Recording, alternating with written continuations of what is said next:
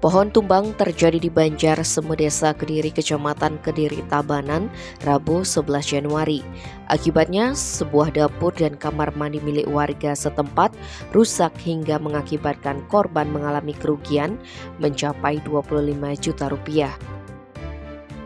Kasih Kedaruratan dan Logistik BPBD Tabanan, Putu Trisna Widiatmika menyebutkan pohon tumbang terjadi hari Selasa sore, namun penanganan baru dilakukan pada Rabu 11 Januari. Untuk membersihkan pohon yang menimpa dapur dan kamar mandi warga, pihaknya menerjunkan TRC Regu 4. Tim Bali Express melaporkan.